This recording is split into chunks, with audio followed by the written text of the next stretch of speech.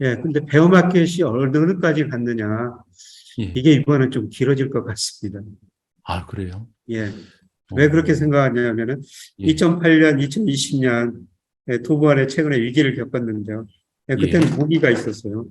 통화정책, 재정정책이라는 무기가 있었습니다. 그렇죠. 네, 그런데 지금 각국 정부, 특히 미국 정부 부채가 높기 때문에, 물론 위기가 오면은 정부가 경기가 침체되면 정부가 쓸 텐데요. 예, 과거처럼 쓸 여지가 크지 않다는 거죠. 네, 그리고 예. 가계 기업 부채가 많기 때문에 금리를 내려도 소비 투자가 그렇게 급격하게 늘어나지는 않을 것 같아요. 네, 그래서 2008년, 2020년 두 번의 위기 보면은 IMF가 세계 경제 성장을 발표하는데 거의 그 V자형 굉장히 빠른 속도 회복이었거든요. 예. 통화정책, 재정정책은 무기가 있었기 때문이죠.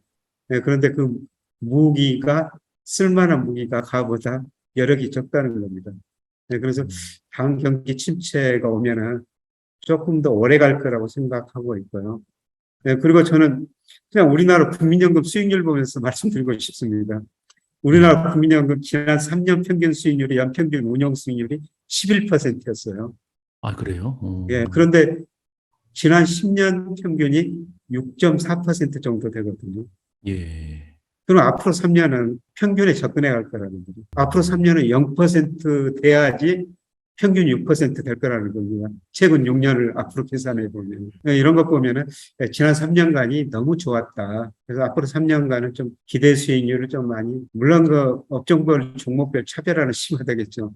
그런데 전체 주가 지수는 지난 3년처럼 오르기는 힘들 게 아닌가. 다음 경기 침체가 오면은 지난 두 번의 위기하고는 좀 다른 모습일 것이다. 이런 이야기 하니까 닭도둠이라고 부릅니다.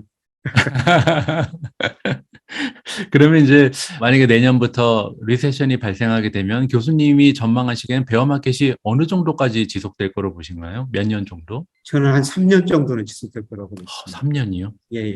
미국 주가하고 한국 주가하고는 좀 다른데요. 뭐 한국 예. 주가 보면은 80년대 말에 큰 폭 한번 상승했고 3조 원 때문에. 그리고 오랫동안 500, 1000 박스권을 보였어요. 또 예. 2005년, 6년에 2000을 돌파했고, 그리고 오랫동안 박스권, 그 10여 년 박스권 보였고, 네, 그리고 이번 코로나로 유동성이 급격하게 늘어나서 3천만을 돌파했거든요. 예, 예. 다시 3천을 돌파할 때는 어떤 정말 큰 계기가 있어야 되는데, 네, 그런 예. 계기가 아직 눈에 안 보인다는 겁니다. 그럼 지금 그리고 3년을 말씀하시는 거는 한국을 기준으로 말씀하시는 건가요? 아니면 한국도 미국을? 그렇고 미국도 그럴 것 같습니다. 아, 그래요? 그러니까 지난 10년은 사실 미국 주가가 제일 안정적으로 올랐었죠. 그렇죠. 그래서 최근 우리나라에 미국 주식 투자한 분이 정말 많았거든요. 예. 국장을 떠나가지고 미장으로 가라, 한국장 떠나가지고 미국장으로 가라, 그 다음에 미국 주식에 미쳐라. 뭐 이런 이야기도 많이 나왔거든요. 예, 예. 그런데 그거는 최근 10년 일이었고요. 예. 그런데 2000년 미국에서 IT 거품이 붕괴되고 미국 S&P 500 같은 이런 대표적인 주가 지수가 제자리에 오기는 10년이 걸렸거든요. 네, 맞습니다. 제가 지난 20년 동안 보니까 세계 주식시장 시가총액에서 유일하게 10위에 계속 남아있는 회사가 마이크로소프트라는 회사입니다. 음, 근데 마이크로소프트 회사 주가 보니까요. 2000년 IT 거품 붕괴되고 그 수준을 넘어서기에는 거의 10년이 걸렸거든요. 예. 그런데 제가 뭐 버핏 지수나 미국 가계 금융자산 주식 비중이 작년 4분기 54%였습니다. 예. 2000년 IT 거품 붕괴 직전, 그다음에 2008년 글로벌 금융위기 직전에 48% 안팎이었거든요. 역사적으로 미국 사람들이 주식을 많이 가지고 있거나 아니면 미국 주가가 그만큼 많이 올랐다는 거죠. 그런데 예. 1분기 보니까요. 작년 4분기 54%에서 1분기 통계가 최근 발표됐는데 53.2%로 많이 줄어들었거든요. 이제 지금 조정이 저는 시작이다. 이렇게 지금 보고 있습니다. 그래서 저는 아, 앞으로 10년은 2000년에서 2009년까지는 사실 미국 S&P 500 월평균 수익률이 마이너스였어요. 네, 그때 우리 주가 코스피 수익률이 S&P보다 더 높았고요. 물론 중국이 2005년, 6년 때 엄청난 거품이 발생해서 붕괴됐지만은 예. 월평균 수익률로 보면은 중국이 미국보다 더 높았거든요. 그러니까 아, 저는 앞으로 10년은 2000년에서 2009년 같은 모습이 나타나지 않을까. 네, 그래서 어, 저는 좀 미국 시장, 아시아 시장을 앞으로 10년 좀 균형 있게 비중을 좀 조절해야 된다. 네, 그렇게 지금 보고 있습니다. 예. 그럼 지금 교수님 말씀하신 거에 따르면 한 지역에 집중 투자하는 것보다는 미국도 그렇고 한국도 그렇고 중국 쪽도 좀 분산 투자하는 게 좋겠다라고 전망을 하시는 거죠? 예, 그렇습니다. 네, 음, 그런데 지금 보통 우리 기관 투자자들 때 MSCI 거기 기준에 따라 투자하지 않습니까? 그 미국 비중이 굉장히 한 60% 정도 될 거예요.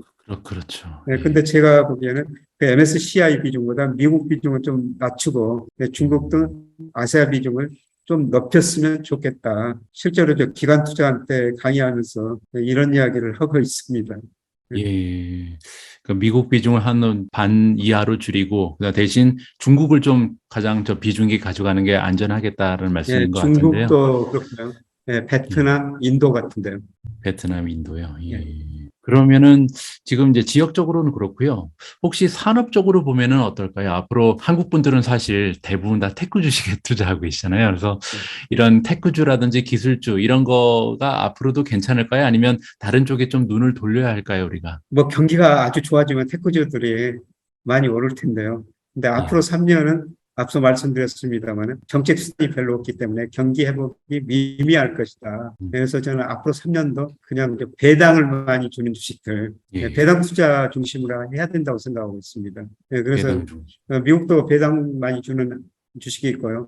뭐 한국 같으면은 저는 구체적으로 KT 같은 주식, 저는 돈이 있으면 은행에다 돈을 안 맡기고요. 배당 많이 주는 KT 같은 주식, 이런 주식을 꾸준히 사가지고, 이런 거는 주가가 오르든 떨어지든지 배당받아서 가지고 있거든요. 그런 회사가 없어지지만 않는다면은 계속 은행 이자보다 두세 배 높은 배당금을 받고요. 또 기다리면 그런 주가가 오르거든요. 예. 그런데 이런 저성장 국면에서는 저는 기대 수익률을 낮춰야 된다. 아까 지난 3년이 굉장히 국민연금 수익률 말씀드렸으면 굉장히 높은데 평균에 가기 위해서 앞으로 3년은 기대 수익률을 많이 낮춰야 된다. 이런 의미에서 배당 투자 중심으로 안정적으로 투자해야 된다. 근데 이게 폭락하면은 일정 수준까지 반등은 하겠죠. 그런데 예. 이게 추세적인 상승은 저는 굉장히 어렵다고 보고 있습니다. 배당 주식에 투자하는 것이 더 좋겠다고 이제 말씀하셨는데 사실 경기가 만약에 침체가 되면 기업의 순이익이 주니까 사실 배당이 줄거나 아니면 배당 지급을 정지하는 기업도 나타나게 되는데 그 정도로 침체할 거라는 전망은 아니신 거네요, 그럼. 물론 어려워지면은 그 기업의 그 순이익이 줄어들고 배당금도 떨어질 수밖에 없습니다. 그러나 저는 차별화 측면에서 보고 싶습니다. 예를 들어 한국 경제 같으면은 과거에는 뭐 10% 성장했습니다. 그 10% 성장할 때는 사실 모든 기업들이 경제 규모 파이가 커지니까 같이 커갈 수가 있었거든요. 그런데 한국의 잠재 성장은 지금 2% 이하로 떨어지고 있어요. 이런 저성장 시대에는 경쟁력 있는 기업만 살아남아서 오히려 시장을 더 많이 가져가고요. 경쟁력 없는 기업은 시장에서 퇴출되거든요.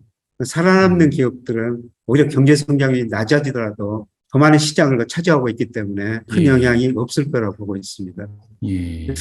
이런 기업들은 경기가 아주 극단적인 공황 수준만 아니라면은 계속 계속 이익을 낼 수 있기 때문에 그런 기업을 찾아가지고 배당 투자를 하시는 게 좋지 않을까. 그게 이제 한국 같으면은 한국의 KT 같은 통신 기업이 아닐까 이렇게 생각하고 있는 것입니다. 예. 그러면은 지금 말씀해 주신 내용을 종합을 해보면 일단 지역적으로 볼 때는 미국 증시가 과거 역사를 따지면 가장 좋은 수익을 보여줬지만 앞으로 전망은 예전만큼 좋은 수익을 기대하기는 조금 어려울 것이다. 따라서 중국이라든지 베트남, 뭐 인도 같은 데로 좀 분산 투자를 하는 것이 좋을 것 같고 그리고 이제 종목 아니면 산업으로 보면은 사실 우량 주식 중심으로 배당을 좀 지급하는 우량 정말 건실한 중심으로 이제 우리가 투자를 하면 보다 안전한 수익을 창출할 수 있다. 이렇게 정리가 되는 거네요. 이 밖에 혹시 또 추가로 투자자분들께 드릴 수 있는 조언이 있을까요? 이 방송을 보시면서 걱정이 좀 늘으시는 분들 많이 계실 텐데 어떻게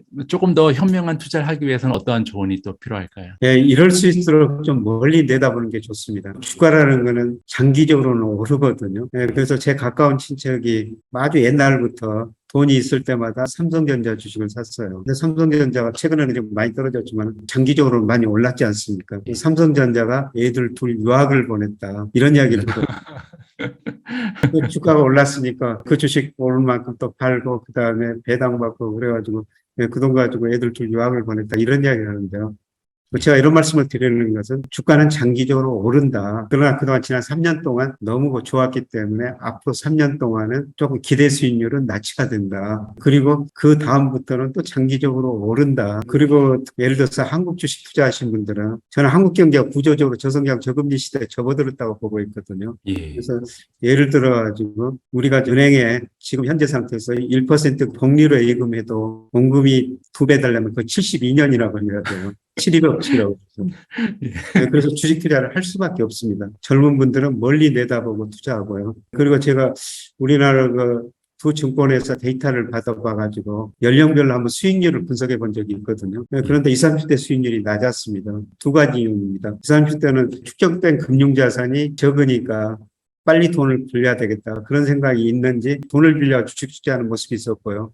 그 다음에 두 번째로는 집중 투자, 소수 종목에 집중 투자하는 경향이 상당히 많이 나타났었습니다. 그래서 그 종목이 이제 맞으면 수익률이 높을 수가 있지만 사실 그럴 확률이 또 낮을 수도 있거든요. 그렇게 되면 수익률이 급격하게 떨어지는 것이죠. 그래서 좀 우리가 복리 개념 생각하면서 좀 멀리 내다보고 투자하시면 좋을 것 같고요. 그 다음에 돈이 좀 적더라도 분산 투자는 꼭 하셨으면 좋을 것 같습니다. 제가 이런 말을 했더니 어떤 젊은 분께서 계란이 하나밖에 없는데 어떻게 여러 바구니에 담느냐 뭐 이런 말을 하는데 저는 거기에 저도 농담으로 대답했습니다. 그 계란을 메추리알로 나눠가지고 바구니에다 좀 나눠 담아야 된다. 분산 투자는 꼭 최소한 저는 5개 이상 종목을 투자해야 된다고 생각하고 있습니다. 그래서 뭐 국가별, 지역별로도 좀 나누고요. 그 다음에 종목별로도 조금 나눠서 투자하고 멀리 내다보고 투자하셨으면 좋을 것 같습니다. 그리고 아까 제 가까운 친척이 삼성전자 애들 둘 유학 보냈다 이런 말씀을 드립니다만은 대신증권 제 입사 동기 박모 대표라는 친구가 있었어요. 이 친구 정말 흑수저였습니다. 그리고 월급 받아가지고 지금 뭐 1,000억이 넘는 돈을 주식에서 모은 거거든요.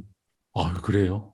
예. 대단하시네. 물론 과거에는 주가가 더 많이 올라서 뭐 그럴 수 있다고 하지만은 저는 우리나라가 아니라 다른 나라 가면은 우리나라 성장 단계를 받는 다른 나라가 있을 거거든요. 공부하면은 그런 기회가 충분히 있을 거라고 생각해요.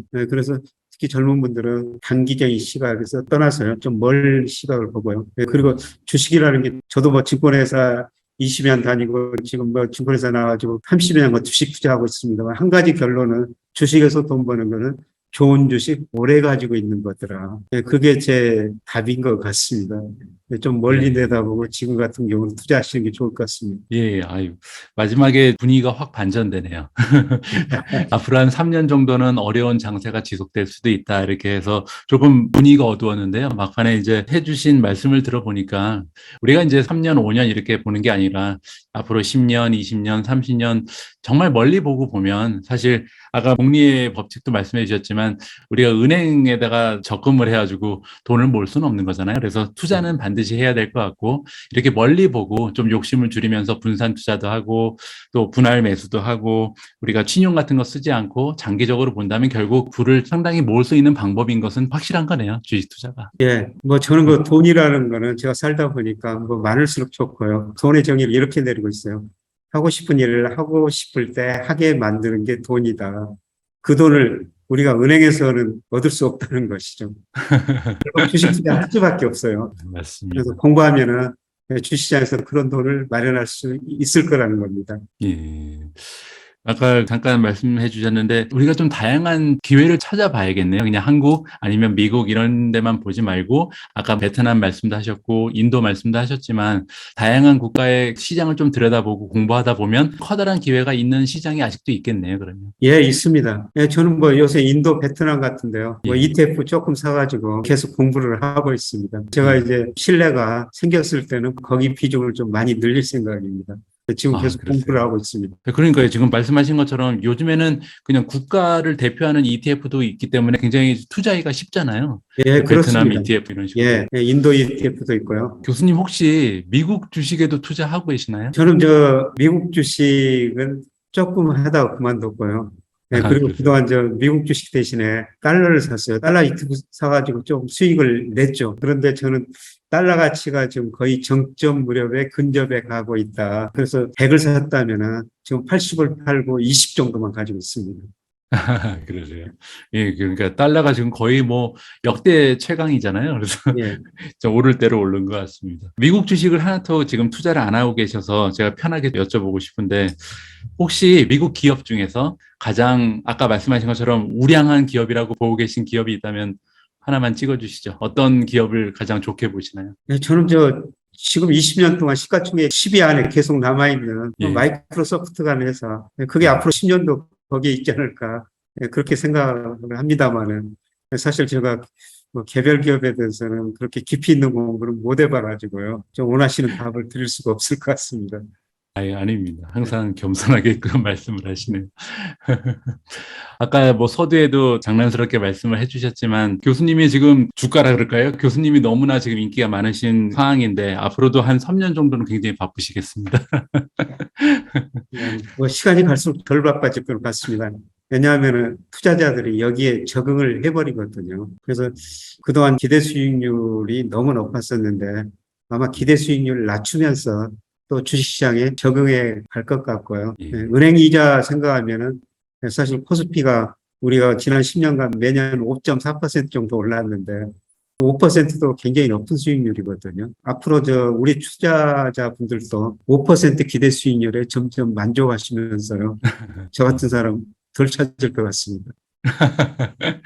알겠습니다. 저도 오늘 교수님의 조언을 좀 받아들여서 아무래도 중국이라든지 베트남, 인도 쪽도 좀 공부를 해보고요. 앞으로는 우량 주식하고 또 배당 주식에도 좀 관심을 가져보도록 하겠습니다. 오늘 여러 가지 조언의 말씀 정말 감사드리고요. 개인적으로 평소에 굉장히 존경하던 분을 채널에 모실 수 있어서 영광이었습니다. 예, 저도 뭐 마음으로는 영국까지 갔다 가지고 영광입니다. 고맙습니다. 여기에 이제 그 친척분이 계시니까요. 나중에 영국 혹시 오시게 되면 연락 주십시오. 그때는 줌 말고 직접 대면으로 한번 이런 인터뷰를 진행했으면 좋겠습니다. 예, 갈 기회가 있으면 미리서 연락드리겠습니다. 예, 꼭 연락 주십시오. 예, 감사합니다, 교수님 네, 오늘. 고맙습니다. 예, 감사합니다. 건강하십시오. 예.